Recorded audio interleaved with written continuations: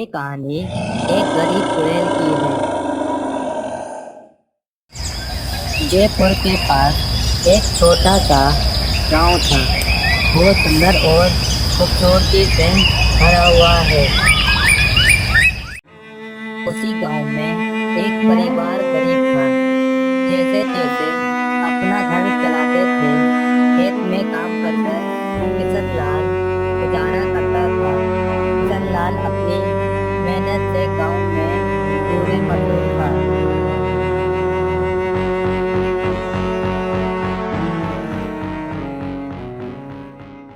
अरे किशन लाल भाई, कहाँ रहते हो? आप तो दिखाई नहीं देते हो। अरे छोटे सिंह भाई, मैं तो खेत में काम करता रहता हूँ। उसी से तो मेरा परिवार का गुजारा चलता है।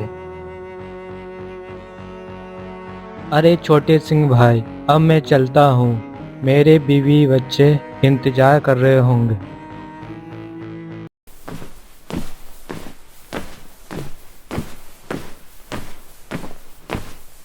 और फिर किशन लाल अपने घर पहुंच जाता है। जो आपने पैसे उधार लिए थे, सेठ जी पैसे लेने आए थे घर पर।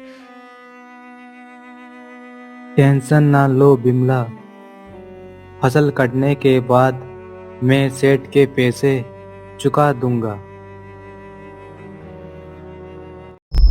थोड़ी देर के बाद किशन लाल के बच्चे और बीवी किशन लाल दोनों सो जाते हैं।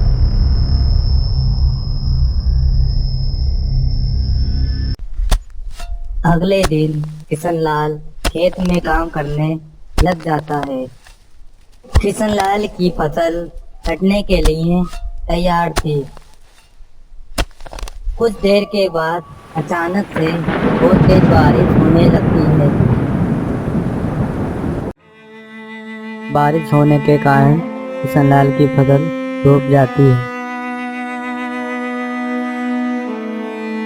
हे भगवान, मेरी फसल तो डूब गई। मैं तो बर्बाद हो गया। मेरे बीवी बच्चे क्या खाएंगे? मैं तो लुट गया। किशन लाल के घर सेठ आता है और कहता है, किशन लाल, मेरे पैसे वापस कर ब्याज के संग, ना तो अपना घर मुझे दे दे। साहब, मुझे माफ कर दो। मेरी फसल डूब गई, जिस कारण से मैं आपके पैसे वापस नहीं कर पाया हूँ। किशन लाल की सेठ बिल्कुल भी बात नहीं सुनता है और फिर किशन लाल की बीवी बच्चों को बाहर निकाल देता है। किशन लाल की बीवी थोड़ी देर के बाद हार्ट अटैक से मर जाती है। भाई लोगों, मेरी कोई तो मदद करो। देखो मेरी बीवी को क्या हो गया है। भाई, आपकी बीवी की मृत्यु हो गई है। हमें इनका संस्कार करने चाहिए। किशन लाल अपनी बीवी का संस्कार कर देता है।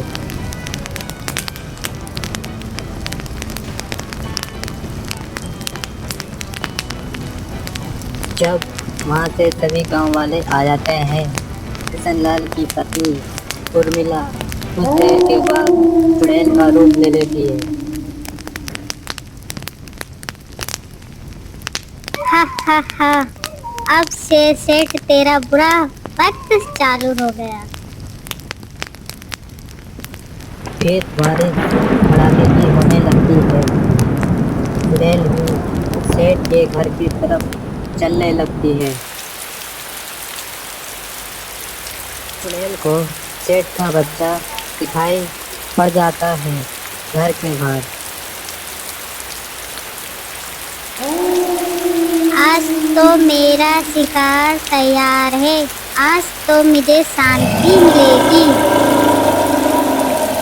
सेठ के बच्चे को चुड़ैल उठाकर लेके चले जाती है अपने संग।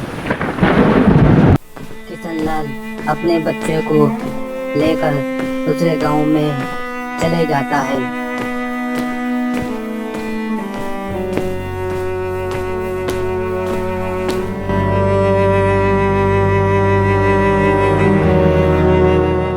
ये बात सबको पता चल जाती है कि किशनलाल की पत्नी चुड़ैल बन चुकी है। सभी गांव वाले रात होने पर घर के बाहर ये लिख देते हैं, ओ चुड़ैल कल आना, आज घर में पैसे नहीं हैं। आज किसी के घर पे क्या पैसा नहीं है, कल मैं फिर आती हूँ।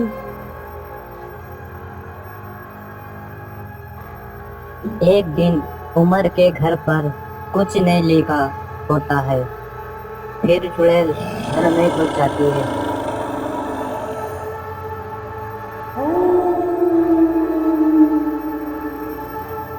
चुड़ैल जी मुझे छोड़ दो, कोई तो बचाओ, मुझे कोई तो बचाओ, ना तो मुझे ये चुड़ैल मार देगी। और फिर उमर को चुड़ैल अपने साथ उठाकर ले जाती है। देख विमल देवी, आज चुड़ैल उमर को उठाकर लेकर जा रही है। आज तो हम बाल बाल बच गए। जो भी घर के बाहर नहीं लिखता था, चुड़ैल आज घर मत आना, पैसे नहीं है, घर समझो वो चांद से हाथ धोए बैठा था। सेठ जी, हमने इस चुड़ैल का क्या बिगाड़ा है? हम तो इस चुड़ैल से बहुत परेशान हो गए। ये तो हमारे गांव के पीछे हाथ धोकर पड़ी है। छोटे सिंह, मैं भी इस चुड़ैल से बहुत परेशान हो गया हूँ। मेरा तो बिल्कुल भी काम नहीं चल पा रहा है। एक दिन सेठ अपने खेत में घूमने जाता है। आज तो मेरा शिकार खुद चल के आया है। आज सेठ तुझे मैं नहीं छोड़ूंगी। चुड़ैल से जैसे तैसे भाग कर घर पहुंच जाता है। सेठ को डर लगने लगता है कि चुड़ैल मुझे नहीं मार दे। छोटे सिंह, कल मैं तो बाल बाल बच गया चुड़ैल से, ना तो मुझे चुड़ैल मार देती। सभी गांव वाले अपने अपने घर के बाहर लेकर सो जाते हैं कि चुड़ैल कल आना, आज हमारे घर पैसे नहीं है। परंतु सेठ के घर पर लिखा नहीं होता है। चुड़ैल देख लेती है और सेठ के घर में घुस जाती है। जब सेठ चुड़ैल को देखता है तो उसकी आंखें फटी की फटी रह जाती हैं। आज तो तू मुझे मिल गया। तेरी मुझे तलाश थी, तेरे वजह से ही मेरी मृत्यु हुई थी। चुड़ैल, मुझे छोड़ दो। आज के बाद मैं किसी को भी परेशान नहीं करूँगा। चुड़ैल सेठ को मारने लगती है। चुड़ैल सेठ को मार देती है और सेठ को अपने साथ लेकर हमेशा के लिए चली जाती है।